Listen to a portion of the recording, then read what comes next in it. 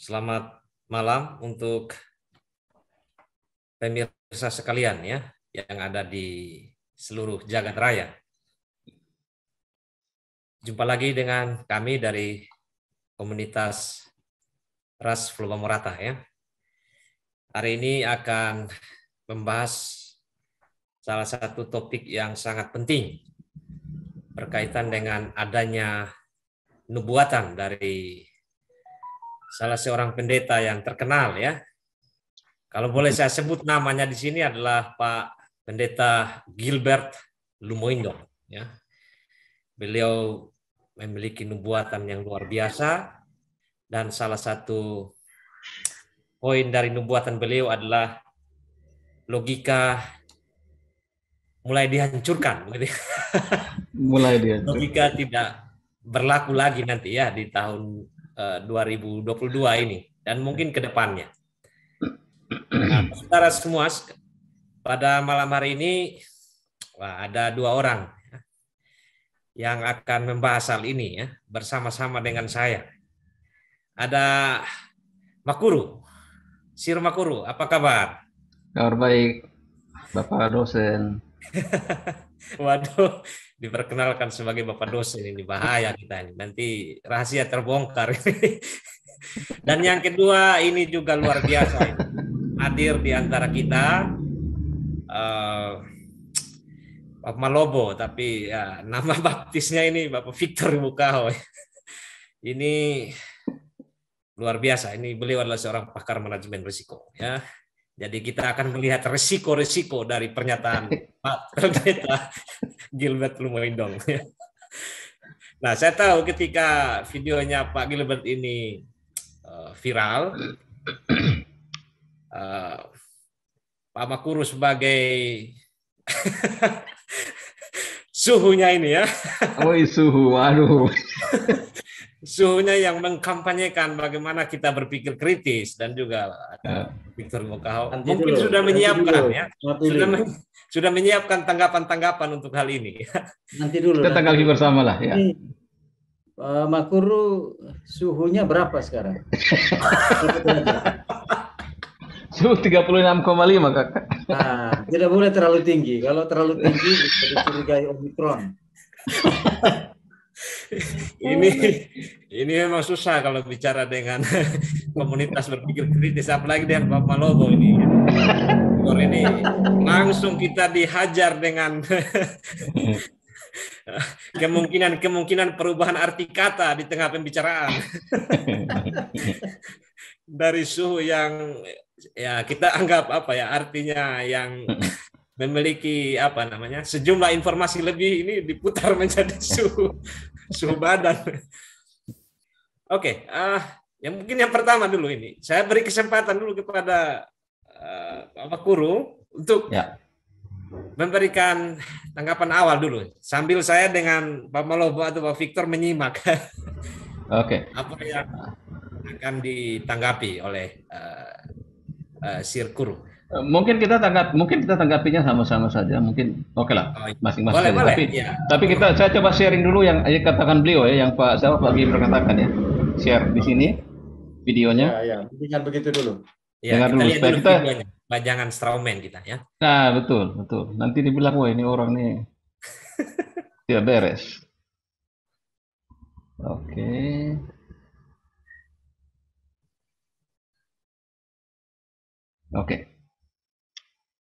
Wah, tahun ini logika mulai dihancurkan. Kenapa? Karena kita ditantang oleh Tuhan hidup dalam iman. Yang mengandalkan logika akan goyah, tapi yang mengandalkan iman akan melihat janji Tuhan tergenapi dahsyat dan luar biasa. Doa saya menyertai saudara. Wow. Oke. Logika akan dihancurkan. Logika akan dihancurkan, mulai dihancurkan ya, ini belum, bukan baru mulai. Jadi mungkin tapi bersyukur ya, bersyukur hanya disebutkan dihancurkan, tidak sampai lebur, jadi ya masih ada harapan. Masih ada harapan sedikit. Bayangkan kalau sampai lebur berarti udah tidak ada harapan lagi, sudah ada harapan habis. Nah, Ya, saya pikir mungkin kalau kita menanggapi, mungkin saya pikir ada dua cara ya untuk kita menanggapi. Ya, buat saya. Mungkin ada cara lain, tapi paling tidak saya kategorikannya ada dua cara. Mungkin Kakak Feki bisa tambah nanti mungkin itu. Tapi mungkin menurut saya mungkin yang pertama itu kita menanggapi secara ala preman itu. Ya, menanggapi ala preman itu artinya menanggapi tanpa klarifikasi. Kita asumsikan bahwa pada saat Pak Gilbert mengatakan logika, itu kita sudah paham maksudnya, dan maksudnya itu sama dengan yang kita maksudkan. Gitu. Itu yang pertama. Jadi kita tidak perlu klarifikasi. Jadi kita langsung aja bilang, kita menanggapi berdasarkan pemahaman bahwa asumsi bahwa saat dia bilang logika, yang dia maksud dengan logika itu sama dengan yang kita maksudkan. Itu pendekatan ala preman. Pendekatan kedua mungkin pendekatan yang lebih apa namanya, lebih elegan atau apa ya. Kita mencoba untuk memikirkan mungkin kira-kira ada tidak makna lain dari kata logika ini yang dia gunakan yang memungkinkan apa yang disebut sebagai nubuatnya itu, entah kita percaya itu nubuat atau tidak, itu masalah lain. Itu yang beliau pandang sebagai nubuat, itu masih bisa diterima gitu. Atau mungkin bagaimana? Itu cara yang kedua. Itu dulu mungkin yang ingin saya bilang.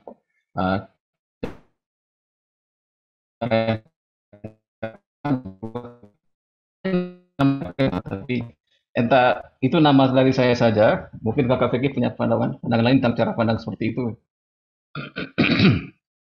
Atau mau pilih sendiri silakan. Itu dari saya saja sih. Ya menurut kita coba yang kedua lah ya, karena kalau menanggapi ala preman tuh kok kesannya mendidik gitu, padahal orang-orang perlu tahu gitu apa sih sebenarnya yang sedang dimaksudkan oleh beliau dan risiko apa dari nubuat beliau yang tidak menjelaskan maksud dari kalimat nubuat tersebut ya, logika hancur gitu. Karena logika bisa, satu kata kan bisa banyak makna ya. Nah, kalau dalam nubuat beliau tidak menjelaskan, orang bisa salah paham dan implikasinya kan berat. Buat beliau, buat yang salah paham dan seterusnya. Itu menurut beta ya, menurut beta. Kalau menurut beta sih mungkin tanggapan secara dalam tanda petik preman ini tetap harus dilakukan karena pertama ini tanggapan seperti ini banyak terjadi di antara para hamba Tuhan yang berdebat. Coba kakak cek di internet tuh. Wah, mereka berdebat rame-rame. Ya contoh di Facebook tuh yang terkenal MYM misalnya, itu dia paling sering menanggapi secara ala preman lah ya, kalau istilah kita dalam tanda petik ala preman. Jadi dalam istilah teman-teman Muslim itu misalnya tanpa ada tabayun dan sebagainya, beliau langsung labrak saja gitu ya, menurut persepsi dia yang mungkin dia sendiri juga keliru memahami orang yang sedang dia kritik secara preman itu. Jadi tadi pertimbangan ini yang membuat kita kurang begitu setuju, karena gaya-gaya preman seperti MYM dan juga yang lain-lain itu ya beta merasa nggak serak aja. Tiba-tiba beta mesti meniru gaya mereka, waduh kacau juga. Tapi oke saja, kalau memang mau ya silakan saja, paling tidak kita memberi gambaran ke rekan-rekan yang lagi menyimak di luar sana. Ya kalau ala preman itu ternyata kayak gini gitu ya. Bukan yang baik mestinya seperti apa gitu. Yang paling jelas kemarin itu waktu debat antara MYM dengan Paul Zhang. Itu aduh, Paul Zhang omong logika itu apa gitu, MYM omong logika apa gitu. Mereka saling berdebat. Aneh ya. Berdebat sampai 2 jam, 3 jam, 1 jam. Mereka omong 2 hal yang berbeda juga tapa terus ya. Tapa terus. Ya, dan itu sangat tidak layak ya, tidak patut lah. Gitu. MYM itu kan guru ya. Dari guru, status dia sebagai guru itu sekaligus juga pendeta ya. Paul Zhang bukan pendeta, jadi cuek aja lah, dia mau kayak apa silahkan. Dituntut kewajiban yang makruh, istilah bahasa Indonesianya apa ya, tapi yang lazim beta gunakan itu turn from the top. Mereka itu orang-orang yang ada di awang-awang yang harus memberikan teladan kepada umat, gitu. Pada para murid, ya, didik, siswa dan sebagainya. Oke. Ya, karena begitu beta pikir ini yang kedua sah. Yang ini apa? Mungkin nanti ada nilai. Ada nilai. Pesertanya bukan hanya 3 orang kita sergap Pak Pendeta GL dengan cara preman dan nanti ya. Orang let's do it. Kita tunggu Toifan mayoritas sampai masuk. Kita kasih kesempatan yang pertama itu untuk Toifan nanti. Mayoritas ada 2 nih. 2-1 nih, belum. Secara demokrasi berarti kita harus terima bahwa kita mulai dengan cara preman dulu. Oke, mungkin kita mulai dengan cara preman ya. Mungkin tanggapan secara preman itu bahwa Pendeta Gilbert ini mengemukakan nubuatan palsu. Saya bisa sharing ya di sini. Wih, ini keras ini. Ya, ini nanti kita lihat mengapa palsunya.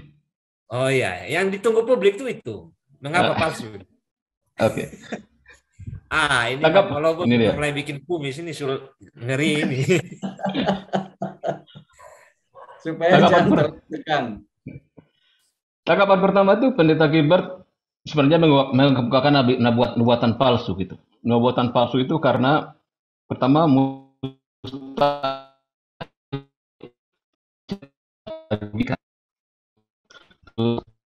Gilbert juga tidak pernah lepas dari logika. Bahkan Tuhan Yesus pun tidak malu disebut logika atau sang logosnya Allah. Terus tanpa logika orang tidak bisa beriman. Nanti kita lihat mengapa itu seperti itu. Dan karena itu sebenarnya Pendeta Gilbert bernubuat bahwa iman akan hancur dan Tuhan Yesus sendiri akan hancur. Oke, itu klaim kita, itu klaimnya. Itu klaimnya seperti itu. Terus kenapa seperti itu? Gitu? Kenapa tanpa logika tidak ada iman? Pertama itu kata-kata itu sangat penting. Tanpa hukum logika itu kata-kata tidak bermakna. Itu yang kedua.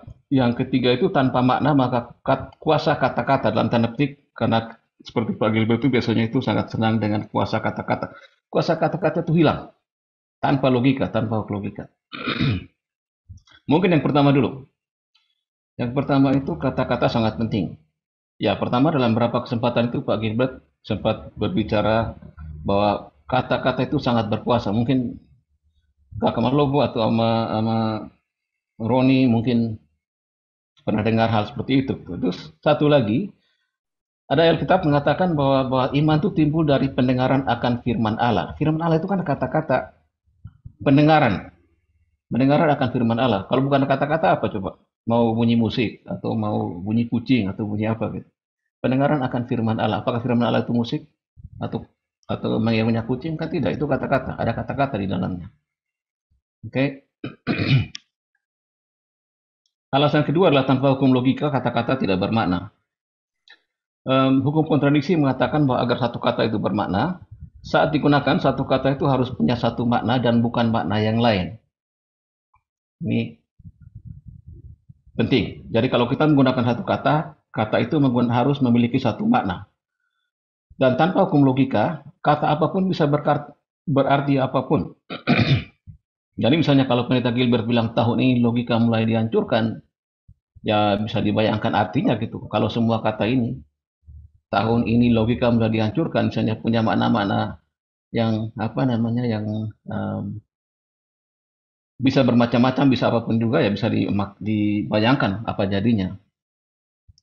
Ya, berarti kata-kata itu menjadi tidak kuasa. Jadi kata-kata tadi tahun ini logika mulai dihancurkan bisa berarti kucing saya hari ini sakit COVID misalnya, atau mungkin musik ini rasanya akar pangkat 2 dari -5 misalnya, atau apa, terserah. Itu kalau kita menggunakan kata itu tanpa ada hukum kontradiksi. Terus bayangkan juga kalau semua kata dalam Alkitab itu tidak punya makna, artinya tidak punya makna spesifik. Semua itu hukum logika tidak berlaku, hukum kontradiksi tidak berlaku gitu.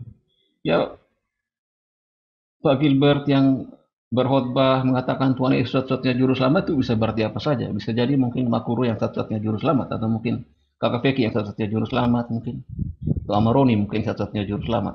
Siapa tahu. Atau mungkin pintu saya terlalu pendek untuk dimasuki oleh orang yang tingginya 2 meter misalnya begitu. Bisa punya makna seperti itu. Oke, itu mungkin tanggapannya. Jadi tanggapan ala premannya adalah bahwa Pendeta Gilbert itu sedang mengemukakan nubuatan palsu dengan alasan-alasan seperti yang dikatakan tadi. Oke. Wah,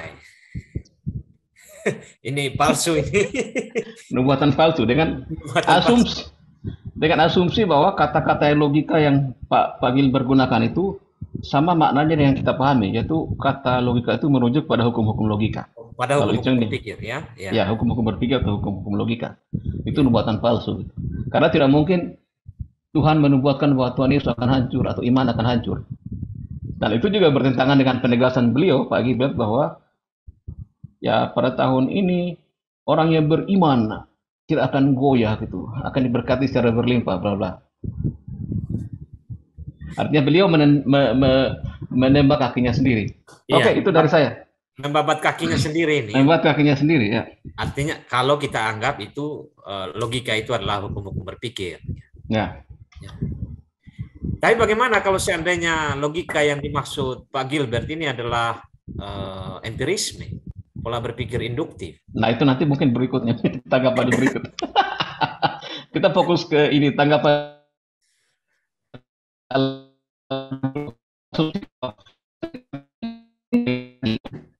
peneliti-peneliti berdebat itu nanti mereka berdebat pakai istilah sama semua tapi makna berbeda, nanti berdebat sampai baku marah apa segala macam.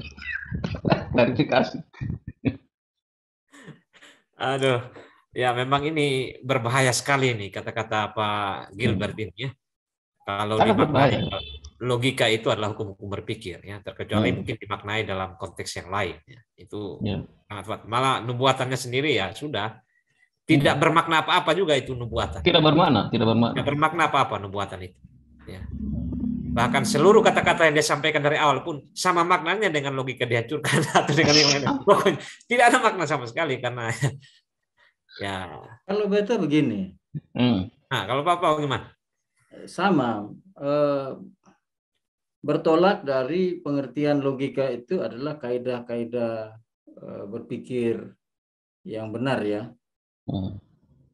Nah, kalau kaidah-kaidah berpikir logika dalam arti kaidah berpikir yang benar ini dihancurkan, ya itu kan sama dengan hancurnya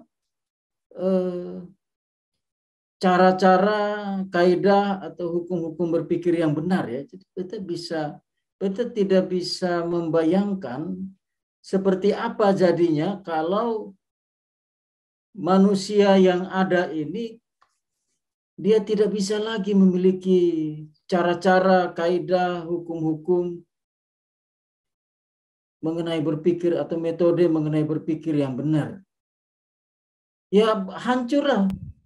Karena tidak ada lagi orang bisa berpikir yang benar.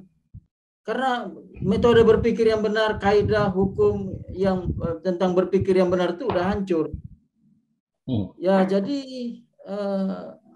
ya kesimpulan yang ada kekacauan saja. Ya, jadi seperti beliau menubuatkan kekacauan gitu. Tapi apa iya?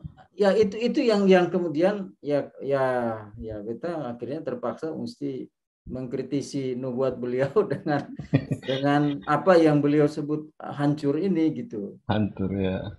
Ya mulai dihancurkan. Ya kalau bahasa Makuru gaya preman, beliau mengajukan nubuat palsu ya. Ya, saya bilang itu nubuat palsu. Kalau dipahami seperti itu. Ya kalau beta mungkin adalah sedikit lebih halus ya. Tapi apakah memang roh Tuhan itu datang untuk menghancurkan atau bagaimana? Beliau mengajukan nubuat yang keliru itu. Pertanyaan bagus dari Mas Pilih tadi. Apakah memang roh Tuhan bisa menghancurkan logika? Question. Ya. Pertanyaan bagus. Kalau datang menghadirkan kekacauan di dunia ini. Ya, itu dia. itu tidak bisa. Roh Tuhan itu naturnya ketertiban, keteraturan, kebaikan, Betul. kebenaran. Kita lupa ayatnya, tapi ada. Itu kan natur dari Roh Tuhan. Jadi bagaimana sesuatu yang naturnya tertib, teratur, baik, benar, lalu menciptakan kekacauan, kehancuran, cara berpikir, kekeliruan, kepalsuan. Nah, kan tadi Makuru bilang palsu, nubuat palsu, Beta bilang nubuat keliru. Kekeliruan, kepalsuan, ya Beta kira mustahil. Mustahil.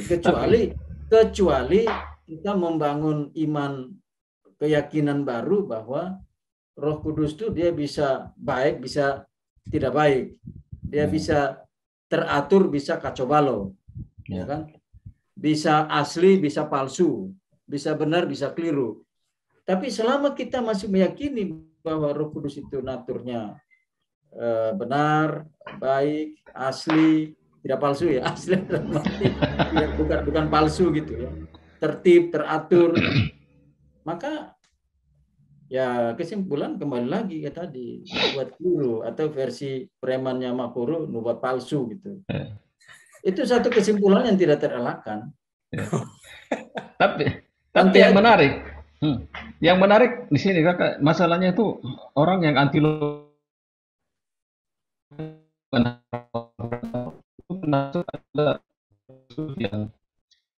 filsuf yang sekuler, misalnya yang tidak percaya Tuhan sama sekali atau yang agnostik sama sekali, itu juga tidak percaya logika gitu.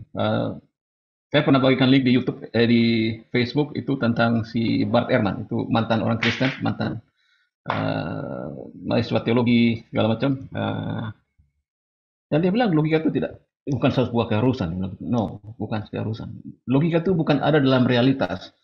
Logika itu tertulis di dalam buku-buku dari para filsuf Yunani. Buku-bukunya itu pertama itu Aristoteles dulu, setelah itu muncul berkembang terus sampai saat ini. Ini yang menarik gitu. Ini yang menarik. Jadi sepertinya ada semua kekuatan yang entah beragama atau tidak beragama, itu orang-orang itu entah apa namanya itu mau menganggap logika itu sebagai sesuatu yang penting. Bahkan pernah di sebuah acara kita jadi moderator sebuah acara bahas tentang Nietzsche waktu itu. Nietzsche itu dia bilang tidak perlu menggunakan logika Nietzsche itu. Terus saya bilang tapi secara mendasar dia menggunakan logika karena dia mengungkapkan kata-kata yang bisa dipahami. Dia bilang enggak kok, dia bilang coba aja baca semua tuh di Jerman enggak ada para pakar yang bilang bahwa Nietzsche itu menggunakan logika. Semua bilang Nietzsche tidak menggunakan logika. Orang Kristen, itu filsuf dan dia orang Kristen.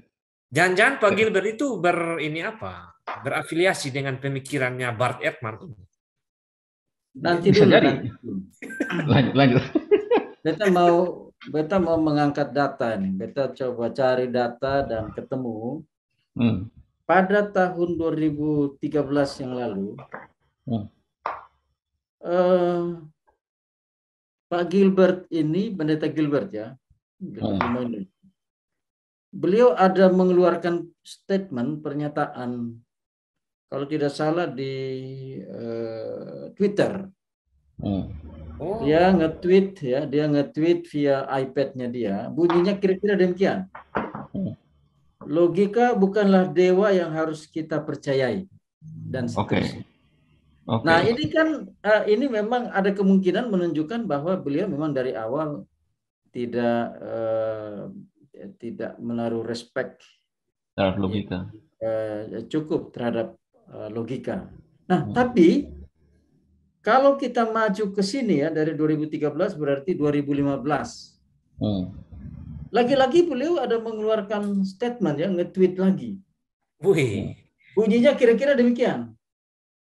Hidup jalanilah dengan logika yang baik. Wow. Oh, berarti ada logika yang tidak baik. Jangan selalu ke bawah perasaan, bisa bahaya. Nah, ini kan berarti beliau, kalau tadi beliau nampaknya tidak begitu menaruh respect kepada logika. 2015 nampaknya ada perubahan nih. Ada terjadi perubahan nih. Beliau malah mengatakan bahwa ya hidup itu harus dijalani dengan logika yang baik gitu ya. Jangan dibandingkan dengan perasaan. Artinya beliau di sini rupanya sedang menggunakan logika untuk mengkritisi orang-orang yang baperan. Dikit-dikit main perasaan, sensitif lah, sensi dan sebagainya. Nah, tapi tidak cukup sampai di sini. Kita coba cek lagi, ketemu lagi. Ini yang terbaru tahun 2020, bukan terbaru. Terbaru sebelum dibuat. Sebelum dibuat. Karena lagi nih, beliau punya pernyataan luar biasa nih. Kayaknya di Facebook nih kalau lihat di ininya. Dia bilang gini, saya percaya logika. Nah, dan iman tidak bertentangan dan seterusnya. Nah ini, artinya dari 2013 beliau tidak tidak respect pada logika. 2015 mulai menggunakan logika untuk membandingkan dengan perasaan. Lalu 2020 nampaknya makin mantap nih, dia malah percaya pada logika. Artinya logika itu dengan iman tidak bertentangan. Ini dua hal yang selaras. Kok tiba-tiba 2022 beliau bikin nubuat logika hancur. Begini Pak Malobo. Namanya nubuat, kalau kan baru datang. Ya, dinamika pandangan beliau terhadap logika ini ya nampaknya memang labil. Labil. Nah ini yang membuat beta lihat ini sepertinya nubuat beliau ini apa ia nubuat atau ya ujung-ujung beta kesimpulan ya nampaknya memang benar ini logika keliru nih atau versi preman nubuat palsu gitu ya. Ini nubuat keliru nih. Atau versi preman nubuat palsu.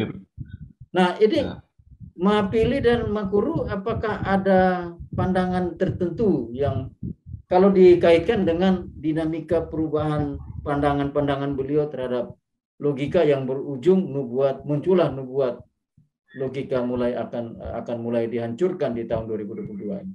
Apakah mungkin nanti di 2023 beliau akan membuat nubuat baru lagi yang malah justru lebih meninggikan logika gitu atau gimana nih kira-kira kalau lihat dari dinamika fluktuasi pandangan beliau terhadap logika nih. Mungkin Makuru dan Mapili juga bisa menubuatkan beliau nih kira-kira 2013 apa yang akan beliau nubuatkan tentang logika.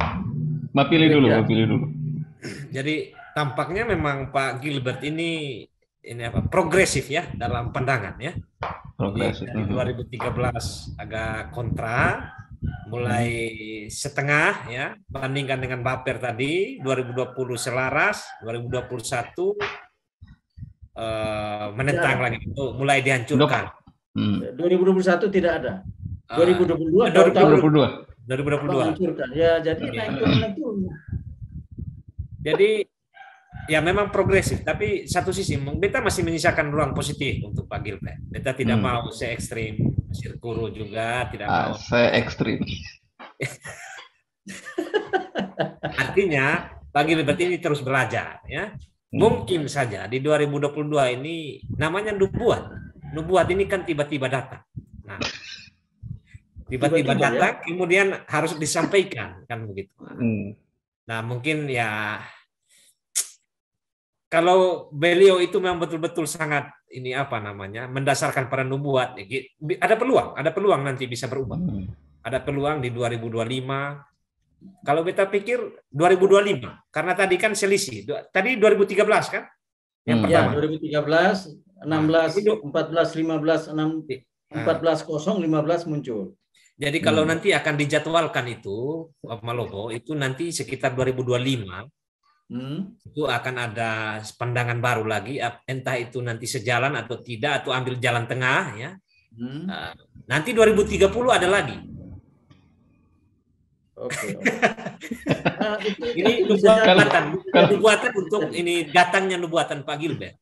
Ya, jadi kita asumsikan itu bisa jadi kita asumsikan ternyata 2022 ini nubuatnya tidak terbukti. Tidak terbukti. Ya, bisa jadi 2024 dia timbang-timbang, 2025 dia ubah lagi pandangan. Bisa jadi. Tapi coba Makuru punya pertimbangan gimana nih pendapat? Kalau menurut beta sih sepertinya ya, kalau memang dilihat dari naturnya bahwa seperti Mas Pilih bilang tadi, bahwa tiba-tiba muncul dalam pikiran beliau dan dia anggap itu nubuat dan langsung diberitahukan gitu tanpa memperjelas dulu Tuhan, ini apa maksudnya logika ini Tuhan itu. Langsung. Saya pikir mungkin ini lebih ke arah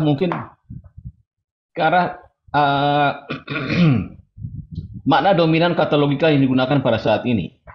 Mungkin pada saat ini makna dominan yang kita pahami saat ini makna yang kita pahami saat ini belum dominan di masyarakat ya. Jadi mungkin makna dominan yang ada di masyarakat saat ini yang dia tangkap entah bagaimana muncul dalam pikirannya, dia pikir itu nubuat dan dia bilang oke, ini seperti ini gitu. Jadi seandainya kita punya makna yang kita gunakan ini jadi dominan di mungkin tidak tahu mungkin 2023 atau 2025, mungkin dia akan berubah. Mungkin seperti itu. Mungkin kita kan sering paling getol ngomong logika kan. Kita punya grup ini dari tahun berapa. Mungkin dia juga sempat lihat kita punya posting segala macam. Dia tidak tahu ya. Jadi misalnya sombong sedikit dan apa-apa. Jadi tahun 2015 dia mulai berubah bersahabat. Tahun 2020. Tapi tahun 2022 mungkin dia nonton video yang satu. Karena ada satu video juga yang mempertanyakan apakah logika dapat dipercayakan. Mungkin dia nonton lagi. Ini dari filsuf ini. Mempertanyakan logika. Jadi oke lah biar saja. Mungkin seperti itu. Tidak tahu. Tapi kalau beliau nonton video itu dan itu jadikan dasar, ini bukan nubuat lagi ini. Itu terpengaruh saja itu. Ya, itu yang sebenarnya beta mau bisa ada kan bisa. Ya. Jadi nampaknya memang dinamika perubahan sikap beliau terhadap logika dan berujung nubuat ini kemungkinan ya terpengaruh kondisi saja. Ya kalau nubuatnya seperti itu mestinya sejak awal beliau nampak konsisten. Itu ya namanya nubuat, namanya pandangan yang berbasis iman, apalagi dia punya titik startnya itu adalah kitab suci misalnya, harusnya konsisten, tidak berubah. Nah, ini juga membuat kita lihat ya, kan selain nubuat logika hancur ini kan beliau ada butir-butir nubuat yang sebelum ini ya. Misalnya ada sebelum itu, ini logika hancur ini kan nubuat yang ketiga ya. Keempat. Dari 3 butir nubuatnya itu. 4 atau ketiga lupa ya. Iya, sekitar itulah. Saya lihat di butir-butir yang awal tuh ya apa ya? Dinubuatkan 2022 ini akan banyak air mata tumpah. Wah, ya saya kira memang iya karena Omikron masih terus melanda. Kapan berakhir belum tahu. Saya kira itu semua orang juga bisa kalau menubuat seperti itu ya. Seperti beta sekarang bisa juga beta menubuatkan kepada Mapili dan Makuru bahwa menurut beta ini 2022 ini susah dan senang masih akan melanda manusia, dan manusia di dunia ini masih akan terus berhadapan dengan susah dan senang dalam hidup. Selesai. Tapi kalau nubuatnya model gini ya menurut beta si anak TK, anak SD juga bisa. Karena semua orang juga tahu hidup ini ya kalau bukan susah senang, habis senang ya susah gitu. Jadi ya beta jangan gitulah. Artinya orang tuh kalau nubuat tuh mesti konsisten dengan ini yang beta khawatirkan nanti benar yang Mapili bilang. Dinubuatkan bahwa 2025 beliau akan berubah lagi pandangan terhadap logika dan itu akan mempengaruhi nubuat 2025 tentang logika gitu. Apalagi kalau fakta nanti menunjukkan bahwa nubuatnya gagal gitu, logika masih tetap eksis, nggak hancur gitu kan. Gimana ceritanya? Kita coba pakai penalaran induktif saja tadi Bapak, karena terus berubah kan 2013, 2015, 2020. Nah, kami yang terbiasa di dunia sains ini kan selalu melihat pola dari kejadian-kejadian yang partikular atau yang parsial tadi gitu. Jadi kalau ikut penalaran sains punya ini kan berarti ada kemungkinan berubah lagi nanti. Akan ada nubuatan baru lagi. Ya, yang tapi mungkin berarti gini menurut beta, Mapili dan Mapuru coba mungkin punya ukuran-ukuran yang bisa kita tarik dari fenomena-fenomena nubuatan yang ada di kitab suci itu seperti apa sih? Itu menurut beta mestinya ada parameternya itu. Sehingga kita bisa pakai parameter itu untuk menguji. Ini memang nubuat atau buat atau apa gitu. Sama yang kedua ya kita juga walaupun tiba-tiba ada wangsit apa gitu ya jangan seenaknya disampaikan kemudian diklaim sebagai nubuat, karena kalau orang yang pegang parameter ukur ini seperti saintis Mapili ya, Dominic Raab ini, dia tinggal ambil parameter itu, ukur itu dan pasang di sini, kalau nggak cocok, nggak sesuai, nah ini nubuat palsu ini. Seperti yang tadi Guru sampaikan ya, ala preman tadi, ini buat palsu ini. Kenapa ya? Karena tidak sesuai dengan alat ukur yang berlaku untuk nubuat yang benar gitu. Iya. Beta kira yang ala preman, apa yang Papa Malobo tanyakan itu nanti akan mengantar kita ke pembahasan yang bukan ala preman tadi. Kita mengantar kita ke situ mungkin. Tapi ada pertanyaan di itu dari audiens. Kita bahas dulu kok satu pertanyaan. Ada ya? Ada audiens. Ada audiens di YouTube ya? Dia bilang, ya di YouTube. Dia bilang, ya sirkul kebenaran sejati. Apakah pernyataan Pak Gilbert tidak kontradiksi ya? Gitu. Oh, ini sudah dijawab tadi. Kalau tanggapan ala preman dan menggunakan pengertian logika sebagai hukum berpikir, itu dia membabat kakinya sendiri. Ya, jadi kontradiksi dengan sendiri, dengan dirinya sendiri. Ya. Jadi, kalau hukum berpikir itu adalah logika dan itu dihancurkan, maka seluruh pernyataan Pak Gilbert itu menjadi tidak bermakna apa-apa. Ya. Betul. Ya. Dan dia juga menghancurkan Tuhan Yesus, karena Tuhan Yesus adalah sang logikanya Allah. Dan menghancurkan iman, karena tanpa iman seperti kita bilang, tanpa logika itu tidak akan ada iman. No way. Tidak akan ada iman. Tapi nanti Papa Marceledo protes kita. Tapi tidak apa-apa. Kalau itu beta setuju. Karena untuk beriman itu kan orang mesti percaya. Percaya pada pemberitaan Injil. Dan untuk orang percaya pemberitaan Injil, dia harus paham. Nah, untuk paham orang mesti ada aktivitas berpikir. Jadi dia bisa membedakan mana yang benar, mana yang salah, mana yang bisa dipercaya, mana yang tidak. Dan dari situ dia bisa mengambil sikap. Ya, mengambil sikap. Walaupun untuk dia paham, untuk dia percaya, untuk bisa ambil sikap, itu dia butuh bimbingan, butuh kekuatan, butuh kemampuan dari Roh Kudus. Itu oke, tapi kemampuan bahwa dia mampu untuk dia mampu untuk memahami dengan logika kemudian dan seterusnya sampai akhirnya ngambil sikap percaya, itu adalah keberadaan dirinya apa adanya, bahwa itu semua implikasi dari intervensi keterlibatan Roh Kudus di dalam semua proses itu urusan lain. Iya, betul. Yang penting katanya bermakna dulu. Nanti ya menerima atau tidak sudah pasti butuh intervensi Roh Kudus.